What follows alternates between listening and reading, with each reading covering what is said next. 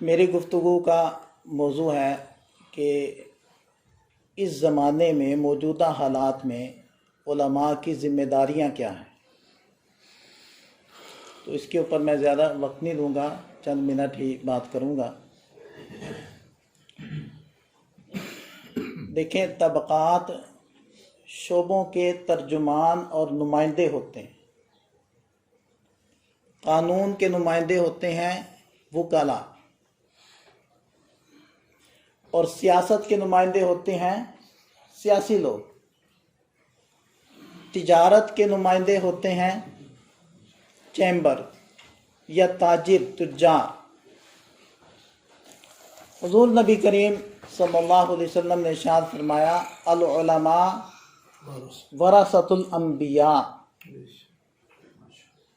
اللہ کے نبی صلی اللہ علیہ وسلم نے اس حدیث پاک میں علماء کی حیثیت کو بیان کیا کہ علماء اصل میں نبی کے نمائندے اور ترجمان ہیں. ماشاءاللہ.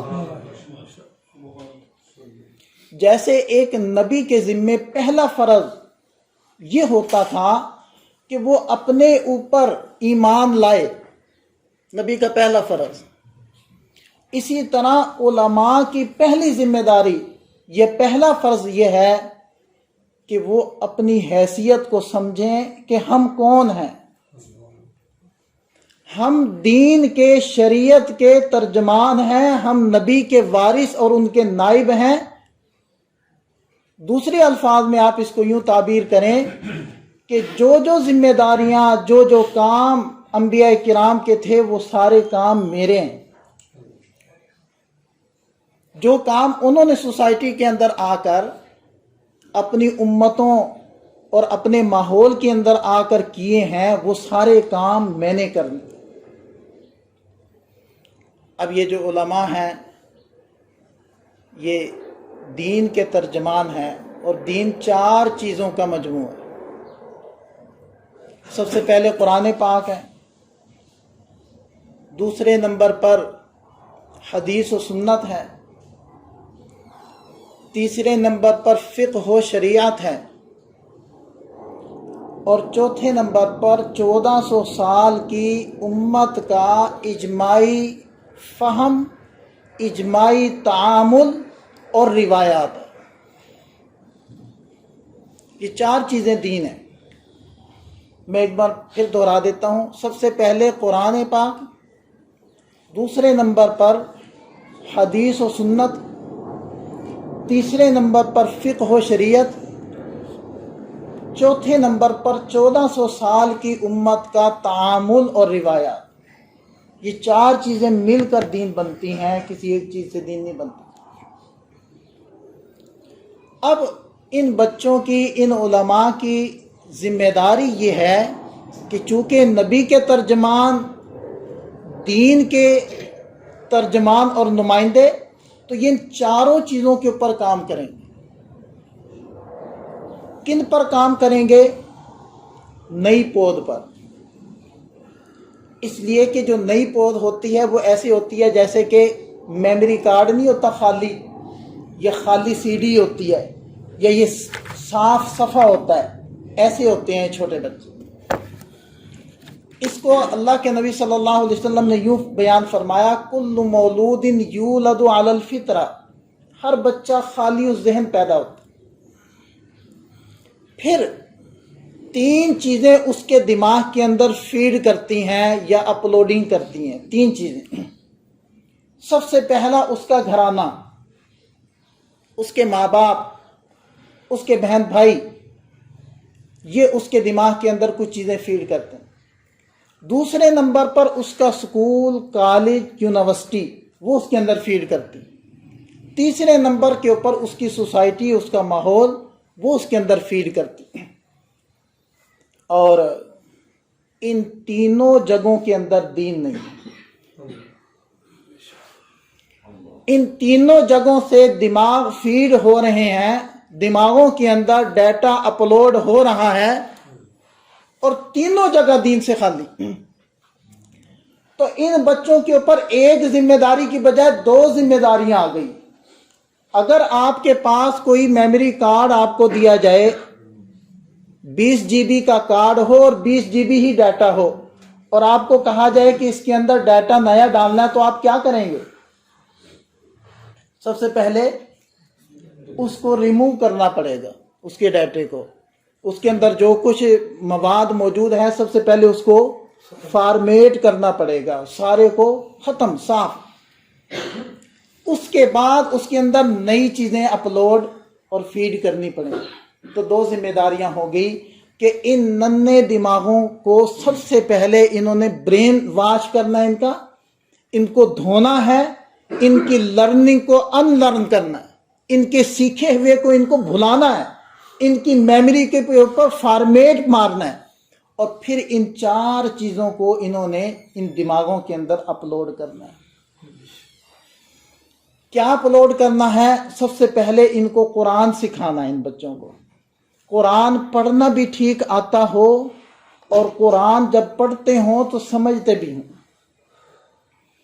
یہ سب سے پہلے، یہ دیکھنے میں بہت چھوٹی چیز ہے، یہ چھوٹی بات ہے، لیکن یہی بنیادی چیز ہے جس کو حضرت شیخ الہند رحمۃ اللہ علیہ نے جزیرہ مالٹا کی قید کے بعد آ کر کیا بات ارشاد فرمائی تھی کہ میں نے جیل کے اندر رہ کر مسلمانوں کے زوال اور مسلمانوں کے انتشار کے اوپر جب غور و فکر کیا تو مجھے 2 ہی سبب سمجھ میں آئے، ایک قرآن سے دوری، دوسرا باہم انتشار اور افتراق۔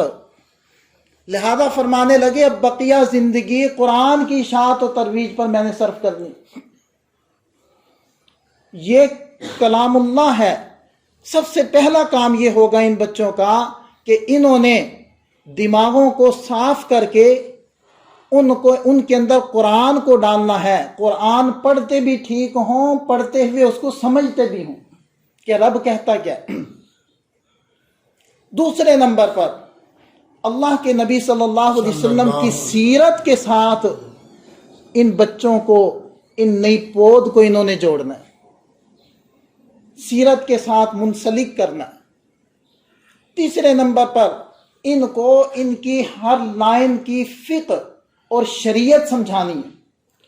چوتھے نمبر پر جو اس وقت سوشل میڈیا نے ان بچوں کے دماغوں کے اندر شکوک و شبہات، الحاد اور زندیقیت، اعتراضات کا ایک جنگل اگایا ہے، اس جنگل کو صاف کر کے اس کے اندر جو 1400 سال کی امت کا اجماعی تعامل اور روایات ہیں ان کو کاشت کرنا ہے، ماشاءاللہ، ان کو ایک نیا ذہن دینا ہے، ان کو سمجھانا ہے کہ امت نے کیا ہمیں دیا ہے، اور امت کا اجماعی تعامل اور روایات کیا ہیں، ہماری تہذیب کیا ہے، ہماری تاریخ کیا ہے، ہمارا کردار کیا ہے، ہم نے ماضی کے اندر کس رول کو پلے کیا ہے، ہم ہیں کون۔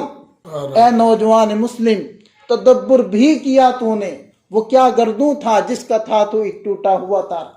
کہ اے نوجوان، تو سمجھ تو صحیح تو کون ہے، تو اپنے بڑوں کو دیکھ تو صحیح، اپنی ماضی کے ساتھ منسلک تو ہو۔ دیکھیں، اگر گاڑی چلانے کے لیے ایک بڑی ونڈو اور سکرین سامنے ہوتی ہے تو ساتھ میں ایک چھوٹا سا مرر بھی لگایا جاتا ہے، بیک مرر۔ اگر آپ کی گاڑی پہ بیک مرر نہیں ہے تو آپ ڈرائیونگ ٹھیک نہیں کر سکتے، آگے صحیح نہیں بڑھ سکتے جب تک کہ پیچھے نظر نہ ہو۔ یقین جانیں، ہم اور ہماری یہ پوری قوم اور ملت یہ آگے نہیں بڑھ سکتی جب تک کہ وہ سائیڈ مرر نہ لگا ہو اور ہم اپنے ماضی کے اندر جھانک نہ رہے ہوں کہ ہم کن لوگوں کے نام لینے والے ہیں اور کن لوگوں کی اولاد ہیں اور کن لوگوں کے ساتھ ہمارا علمی اور عملی تعلق ہے، اور ہم نے دنیا کے اندر کیا کچھ کیا تھا اور اب ہم نے کیا کچھ کرنا ہے۔ یہ ان بچوں کی ذمہ داری ہے۔ آپ حضرات کے سامنے اس لیے یہ گزارشات کر رہے ہیں کہ آپ ہی ان کے معاون اور ممید بنیں گے اور آپ ہی ان کے سہارا بنیں گے، تو آپ سے مل کر یہ اپنی اس لائن کے اندر آگے بڑھیں۔ تو اس لیے یہ ہے ان بچوں کی ذمہ داری کہ سب سے پہلے ہی اپنے اندر احساس بیدار کریں کہ میں نبی کا ترجمان ہوں، ہم جب افتتاح کر رہے تھے تو ہمارے استاد صاحب نے کہا کہ جب کسی مسئلے کے اوپر مفتی دستخط کرتا ہے پتہ ہے اس کی حیثیت کیا ہے؟ فرمانے لگے وہ اللہ کا نائب بن کر دستخط کرتا ہے۔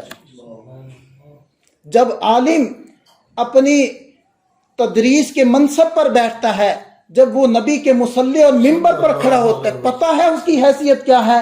وہ نبی کا ترجمان بن کر گفتگو کرتا ہے۔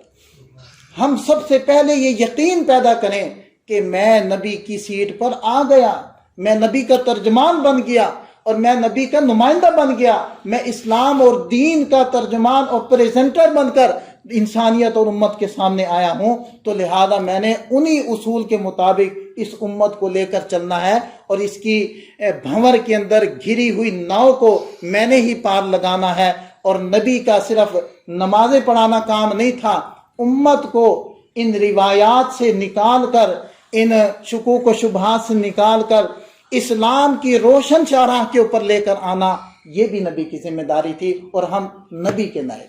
اللہ اکبر۔ اللہ تعالی ہمیں سمجھ عطا فرمائے، عمل کی توفیق عطا فرمائے۔